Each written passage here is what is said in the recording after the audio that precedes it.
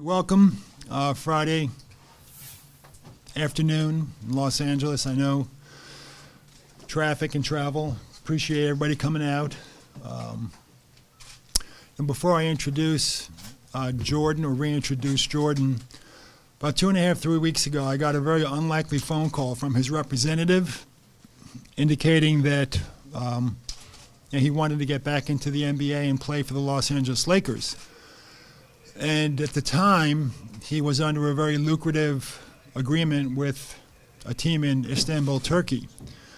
And my experience with those kinds of agreements and dealing with the clubs, that it just seemed very unlikely that, number one, Jordan would want to pursue something like this because of the nature of his agreement. I'm not quite sure I've seen an agreement that paid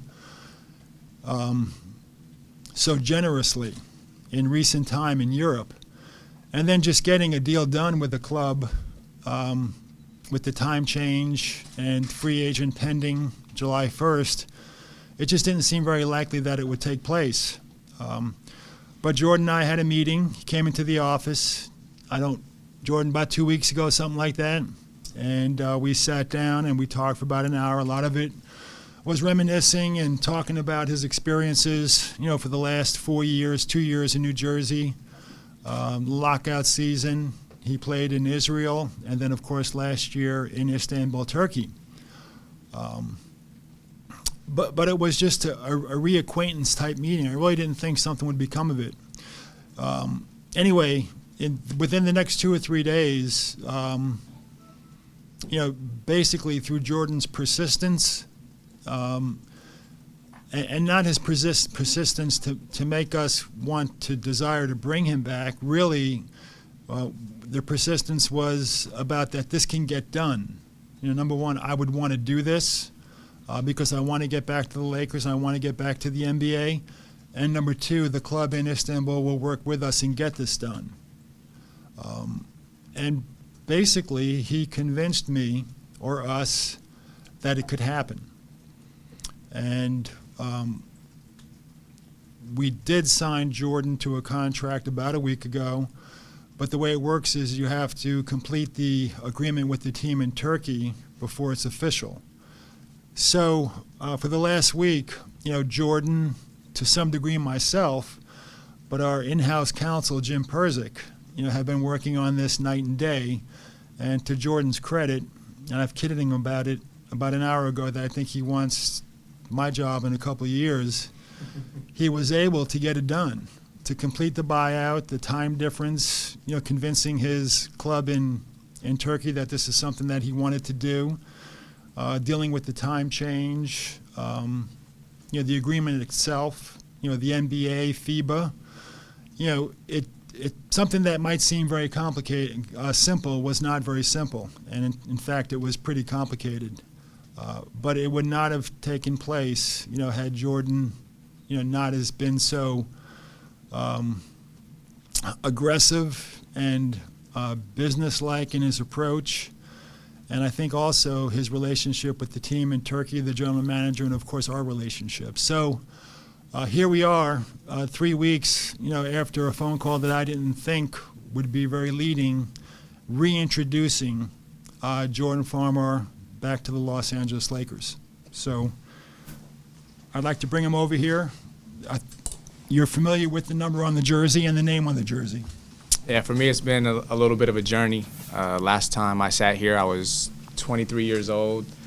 I was part of 2 back-to-back championship teams and looking for areas to grow in my life and career, and I feel that I've done that since then. I've played on the other coast. I played for the New Jersey Nets for 2 years. I played in Israel and a year in Istanbul, and I've grown tremendously as a person and as a basketball player.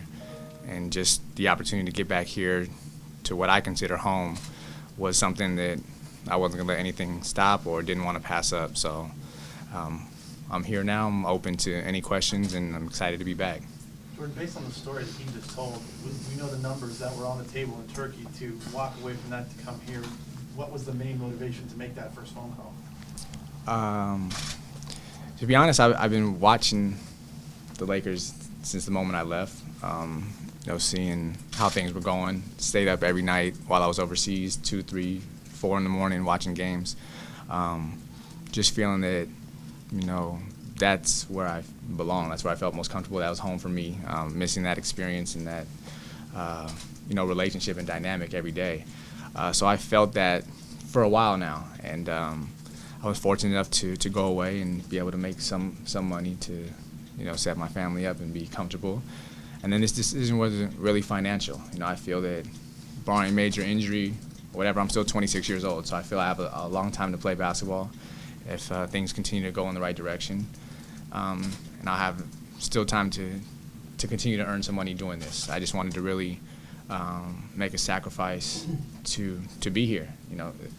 It's not everyone who can just call the Lakers up and say, I want to be there, and they take you. So for them to continue to have interest and feel it was a good fit, I thought it was important for me to do my part to make that happen. If that was sacrificing some dollars today, it was worth it for me. Is it weird for you to be back in this facility, in this room, on that court?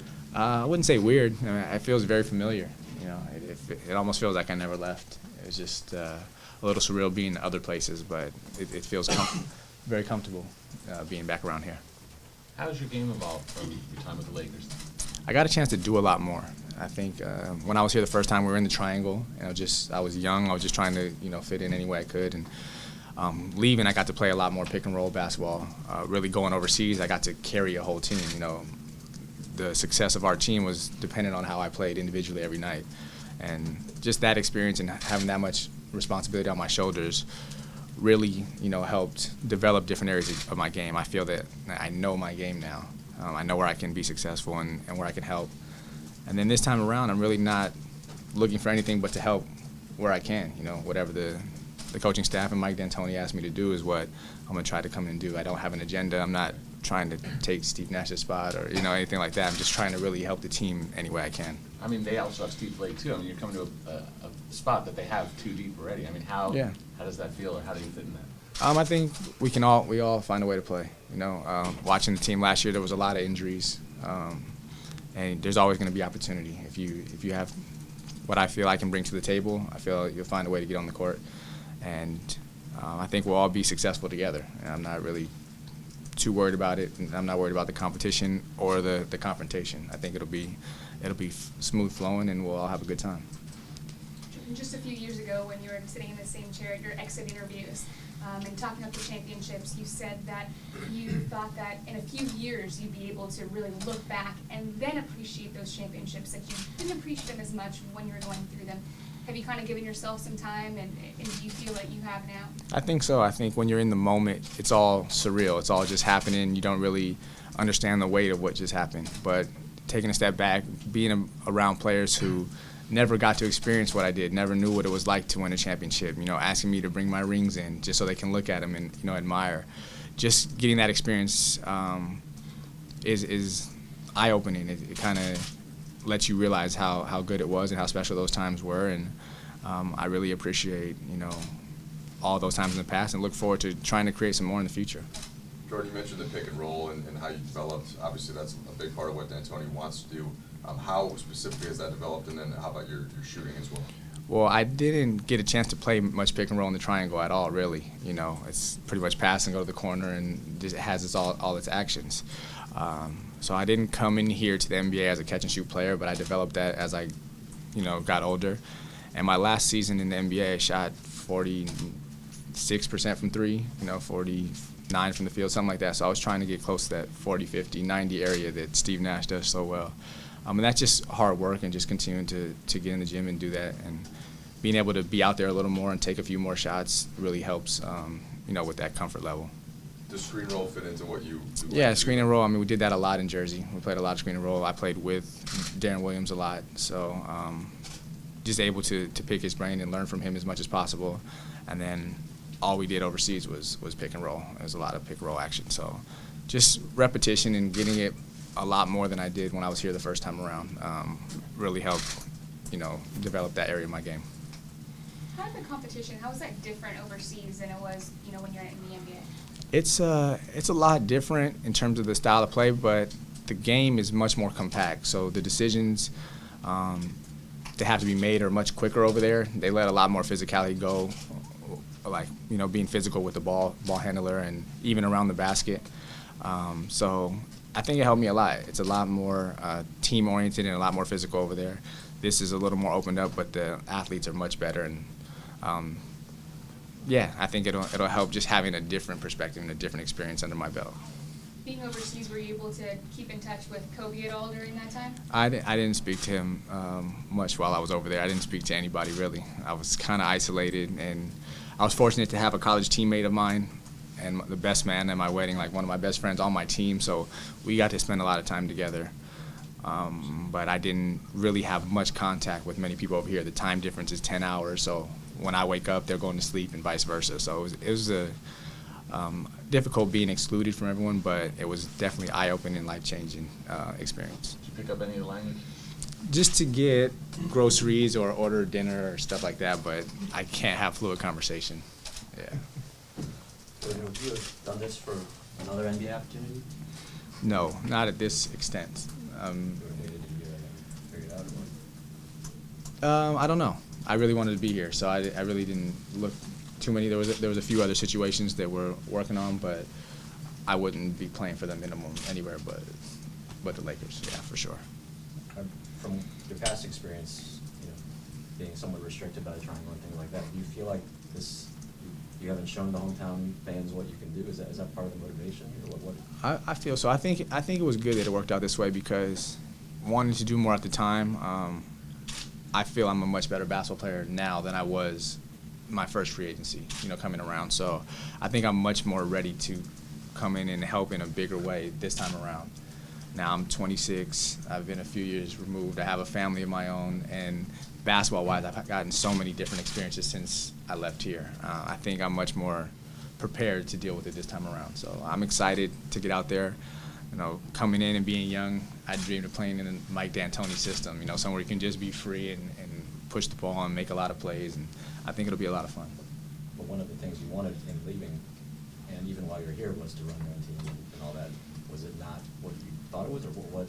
To give No, I mean, I up think on? I had a good opportunity in Jersey, and then they traded for Darren Williams, who was arguably the best point guard in the world, you know, at the time. So that's the nature of the business. It happens. I wasn't going to regret my decision if it didn't work out that way or the way I envisioned, but I had to give myself a chance to see what that was like and, you know, just create an opportunity. And I think I did that, and it led me back here, so I'm happy with it. Jordan, so many teams now are point guard centric in what they run. A lot of good young players run the league. How did your defense develop? And that was something I know you did while you were here. Yeah, Trying to pick up some of the younger, quicker guys. I think that's probably one of the biggest areas that we haven't even spoke about yet. Overseas basketball it doesn't matter how many points you score, how many assists you have. It's all about do you win games or not. And a lot of people know that you win games on the defensive end, and that was what our coach over there preached every day. It was basically don't get beat was his philosophy, and the less amount of help you need from your teammates, you make it easier on everybody else. So just being around that every day and being ingrained with that philosophy really helped me grow, and that's an area where I really wanted to focus on and contribute in this time around. You know, be a pest and be a nuisance on defense, and really, you know, try to pick up full court and things like that to create problems for the other team. You said you watched a lot of the games last year, and that's been somewhat of a problem, they would say, on the perimeter, just having somebody being active and being able to be quick and get in the lanes. Did you see that, Boyd? A little bit. I mean, we dealt with so many injuries watching from afar. You know, Nash hurt his leg, Steve Blake pulled his hamstring, like all kind of stuff that happened throughout the course of the season that you can't account for. So it was definitely an issue at times, but it's something that you just have to want to do. Defense is a will thing, and just wanting to get stops and wanting to be a problem is really what it's all about. You just said, you know, we dealt with so many injuries, and it seems like almost the Lakers are the team that you feel like you always want to be a part of. Did you feel like you were going to come back during the time that you were watching the Lakers go through all those struggles this year? Yeah, I did, actually. I was making calls to my representation telling them, like, if you're going to reach out to a team, make sure you talk to the Lakers and tell them that if we can get something done, that I'll be there, basically, is what I told my representation, that there's a lot of jobs out there in the NBA, but this is really where I want to be. So.